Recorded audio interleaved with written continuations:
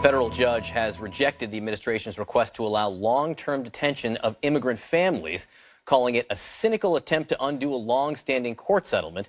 Also, today is the deadline to reunite 102 children under the age of 5 separated from their families by the U.S. government. Only about half, 54, of those children are expected to be reunited today. In other words, the government's going to miss the deadline on more than 40. Joining me now, Democratic Congressman Dan Kildee of Michigan. He visited a tender care facility in Michigan last week. A lot of these kids have been sent to Michigan or currently being detained there. So this is something that directly affects you and your constituency. First, if I can get your reaction to this federal court ruling by Judge Kildee overnight, saying that we are not going to go around Flores. Flores basically said that children can't be held for longer than 20 days. You're not going to be able to hold parents and their children together.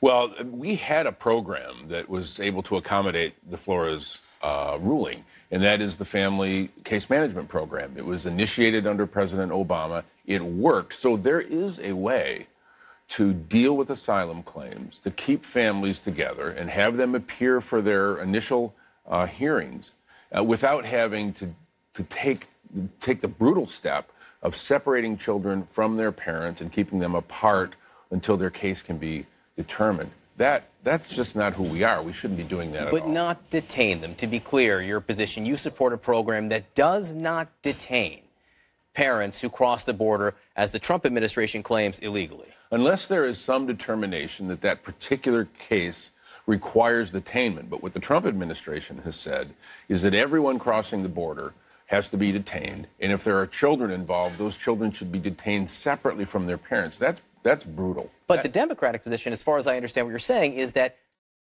no parents who cross the border with children should be detained.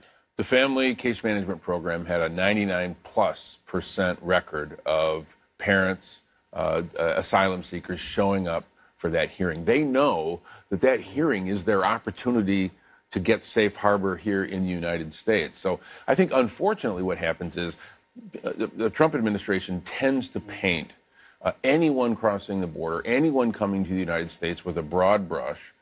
And these are true asylum seekers. I asked the people at Bethany what the stories were like. They said these are folks who are really genuinely fleeing violence. And these are kids. These are kids, in some cases younger than 5, who are being held in detention thousands of miles apart from their parents. I get that.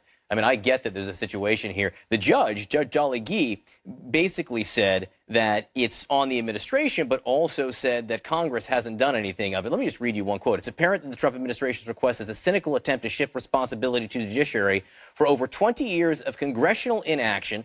So she blames Congress, you guys, but also ill-considered executive action that have led to the current stalemate. The ill-considered executive action is the administration's decision to separate children from their parents. Yeah, and to keep in mind, they made this decision because they felt it was a tactical move that they could make to try to dissuade others from coming to the United States for asylum.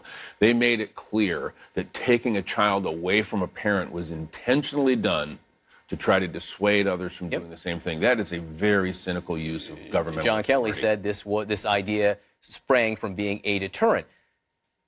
The fact that the government is not going to reunite these children with their parents on schedule, is there anything you can do about it? Well, I mean, I think part of the problem here is they did not have a plan when they began separating children from their parents. When I was at Bethany, I spoke to caseworkers who said they were calling detention facilities throughout the United States to try to locate parents of the children that they had under their care. They did not know where these parents were. So the very idea that the Trump administration launched into this effort, separating children from their parents, without something as simple as a way to track where the parents and the child might be, says that this was really intended as a political effort to try to dissuade others from coming here, and really not an effort to try to deal with this question of asylum. Secretary Azar, and I think this was June 28th or 29th, claimed that he could go sit down at a computer terminal and with a few keystrokes locate any child or parent.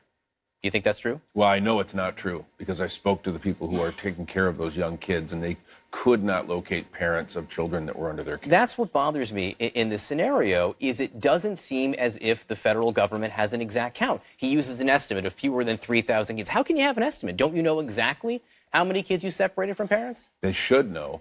I mean, this is one of those cases where policy is important, but you actually have to be competent at what you do.